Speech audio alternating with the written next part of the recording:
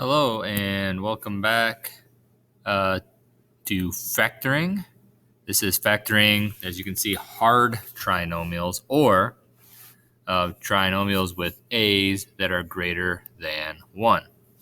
So a greater than 1. Okay, we're going to use what's called split the middle method. I've heard it called the AC method. That's what I often said the most in my life is the AC method. Some call it the AC box or the X box. It's all the same, really, all the same steps. I'm going to call it the AC method quite a lot. So I'm going to put this up here, the AC method. And that's because we're going to, when you have an ax squared plus bx plus c, where a is bigger than 1, called the AC method because we're going to find the product of a and c. So in this example to the right, in this case, 6 times 10. That's A, that's C. 6 times 10 is 60. Okay? From there, we have to ask ourselves, what times, we have 60, okay? What multiplies to be 60, but adds to be the middle number, which is 15, okay? What adds to be B. So A and C, what multiplies to be 60, but adds to be 19. In this case, 15 and 4 multiply to be 60, and 15 and 4 also add to be 19. Now 19's right there, okay? That's the AC method, all right? And as we carry that on, you'll see there's a little bit of stuff we've already learned.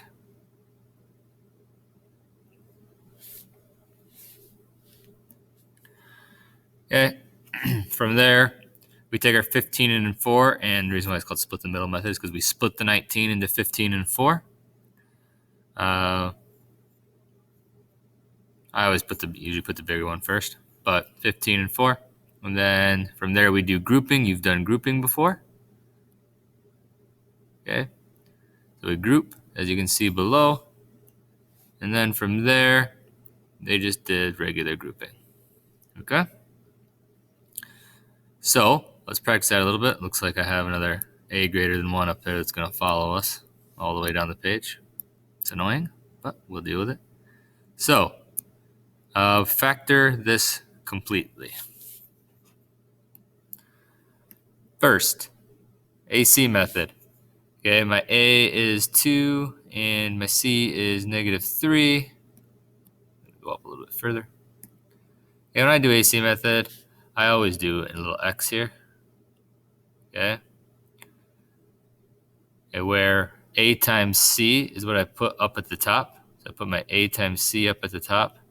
In that case, this case is -6, 2 times -3. And I put my B at the bottom of the box every time. My B is 5. Okay. That just helps me kind of organize. I don't know. That's just a habit I've gotten into. So A times C at the top, B at the bottom, and the two other sides of my little X, I'm going to need just what multiplies to be -6 and adds to be 5. So if you think about what multiplies to be -6 and adds to be 5? Well, 2 and 3 add to be 5, but one of them has to be negative. And if one of them is negative, they're not going to add to be 5. So 6 and 1, I can subtract to get 5. So if one of them is negative, okay, in this case, it's a negative. I'm going to do 6 and -1. 6 plus -1 is 5. Okay, so now I'm just going to rewrite my equation. This is the rest of the AC method. Make sure I separate these so we don't get confused. I'm going to rewrite the equation 2x squared. And then I'm going to put the -3 in there. But it's important to note that the whole reason I did that x on the side was so that I could split the 5x into 6x and -1x. Okay? Doesn't really matter what order I put it in.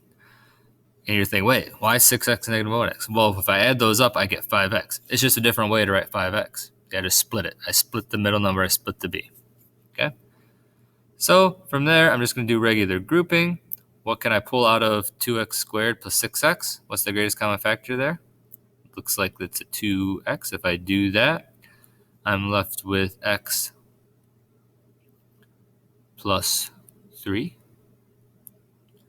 And the second one, what can I pull out of negative 1, x minus 3? Well, I think the only thing I can pull out is a negative 1. If I pull a negative 1 out of negative 1x, I'm left with x. If I pull a negative 1 out of negative 3, I'm left with positive 3. Okay, well, that's good. Look here, these two things are the same. So then I just have to do my grouping. Take the x plus 3, and what's left over, I put in the second binomial. Here's a reminder that these go here. I'm kind of pulling those out again, doing another greatest common factor. And then I'm left with 2x minus 1. Okay? All right, so let's try the next one. I'll do it in a different color so we don't get confused. All right, AC method. I always set up my x first. I put a times c at the top and b at the bottom. A times c, well, so 12 times negative 2 is negative 24. Okay, and put my b is 5 again. I put a 5 there. So I had to ask myself, what multiplies to be negative 24 and adds to be 5? Well, what things multiply to be negative 24? Well, 24 and 1, but I probably can't get 5 out of that. 8 and 3. Can I get 5 out of 8 and 3? Yeah. Okay. Need to be a positive 5, so 8 and negative 3. If I add those two things together, do I get positive 5? Sure do. So now I have my two numbers that I'm going to use to split the middle. So let me rewrite the equation without a middle. And then go ahead and instead of writing 5x, I'm going to write plus 8x and minus 3x. I split the middle into those two things. Okay.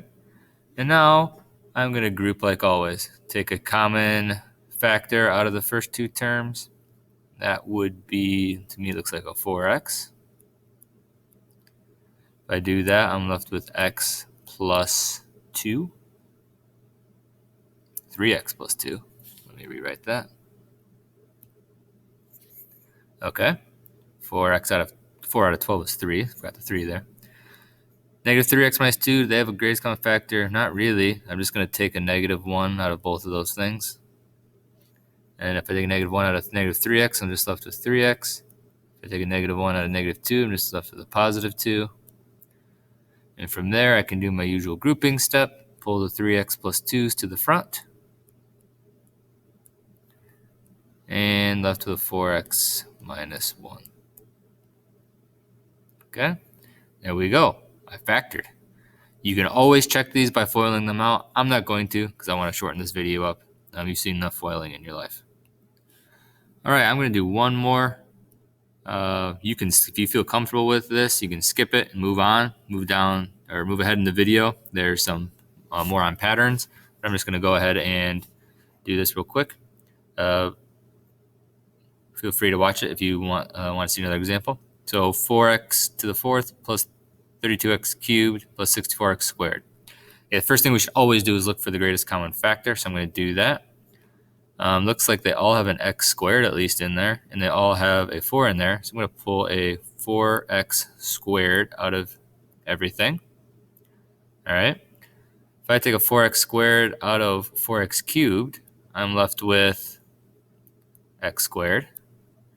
If I take a 4x squared out of 32x, I'm left with a positive 8x. 32x cubed, sorry. I'm left with a positive 8x. If I could take a 4x squared out of 64x squared, well, it's 4 into 64, 4 in, I think that's 16. Okay, 4 into 60 is 15, so 4 into 64, I think 16 is left over. All right. Well, now look. I took my 4x squared out, and now I don't have an a anymore. There's no number in front of the x squared. I don't have to do the x method. I can just factor like normal. Okay? So I would say, well, that splits into what? Well, what two things multiply to be 16 and add to be 8? Well, 4 and 4 add to be 16.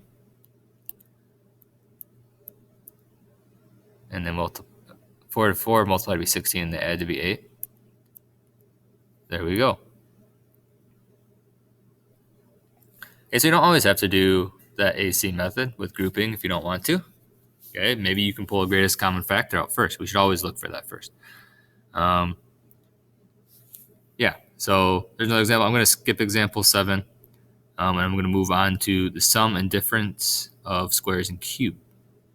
So hit pause if you want to go practice this a bit. Otherwise, move on and we'll talk some special patterns. All right, sometimes there's some special patterns which allow us to go a little bit quicker through some things with the factor. If we know the pattern, we can just factor it really very quickly. So we're going to look at some of those. But first, it says even though we're learning the patterns, always look for a greatest common factor first. Always. If you find a greatest common factor, it's probably going to make your problem a little bit easier. Okay, so here are the patterns. I know it looks mathy and a little bit scary, but the first is looking at squares. If you have in your binomial, okay, when I say binomial, I mean essentially parentheses or two terms. That's all binomial. If you look in your binomial and both things are squared, okay, both things are squared, then we kind of have a shortcut. If both things are squared and there's a positive sign between them, we get complex numbers, all right, which isn't enjoyable. But if there's a negative sign, if it's the difference of two squares, okay, we can just quickly give those as the factors. A plus B times A minus B, okay? The sum of two squares is A plus BI times A minus BI. But usually we deal with difference of two squares, okay? So our other patterns, we'll get to in a second. Let's go down and scroll down and look at the difference of two squares example. If we can find one. Oh, I'm going to make my own. Change this first one to g squared minus 4. Okay? G squared minus 4. All right. So if you have, in this case, it would be difference of two squares. G squared is g squared. 4 squared is 2 squared. Okay? So all we have to do to factor this is just say, well, g plus 2 and then g minus 2. That's it. That's factoring that situation right there. Okay, now if that was g squared plus 4, based on our rule above, you can go ahead and scroll up and look at it, or scroll back and look at it, or look at it on your paper. Because it's a plus sign in there, we would have g plus 2i and g minus 2i. Okay? I'm going to erase some stuff here, and let's try another one real quick. All right, x squared minus 16. Based on the difference of two squares rule, can you factor that? Okay, you should just be able to put your two binomials in. X squared, well, that's squared. 16, is that a square number? Yep, it's 4 squared. So we just have to take that 4, put it here. One of them's plus, the other one's minus. Bang, it's factored. If you don't believe me, like, hey, how can that be right? You can go ahead and FOIL it. I promise you, a 4x or negative 4x will cancel, leaving you with just x squared minus 16. All right, let's go down to a little bit trickier one. All right, this one, example 3, is a little trickier. It's harder to see the squares. You know that 25 is a square, right? The square root of 25 is 5. This one's a little trickier. We know the square root of x squared is x, but we also have to include the 4. Is the 4 a square number? Yes, it is. And since it is 2 squared, we can use. We just take the square root of both terms here. In that case, it's 2x and it's a 5. So I put the 2x there, 2x there, 5's in the second spot for each binomial. One of them's positive, one of them's negative. Bang, it's factored. All right? That's just because I know I have all squared things up there. The difference between two squares. All right? Let's move on to the sum and difference of two cubes. All right, so example 2 here is x cubed and minus 64. Well, is 64 a cube number? You might have to use your calculator to figure that out. What times itself 3 times gives us 64? The answer to that is 4. Okay, so x times itself 3 times is x cubed. 4 times itself 3 times is 64. All right, and if we get two cubes and a subtraction sign between them, we can use this. All right, the difference of two cubes. If the first thing cubed minus the second thing cubed. All right, and if that's the case, we can say the first thing minus second thing quantity, that's this, times the first thing squared, first thing time plus first thing times second thing, plus the second thing. Okay? And all it is just based on whatever these two numbers are there. All right, in this case, for the one we're about to do, it's an x and it's a 4. So if I'm going to factor this based on that rule that we just looked at, I would say first thing minus second thing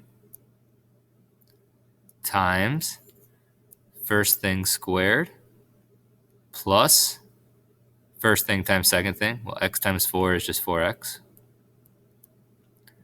Plus second thing squared. What is the second thing? 4. Square it, 16.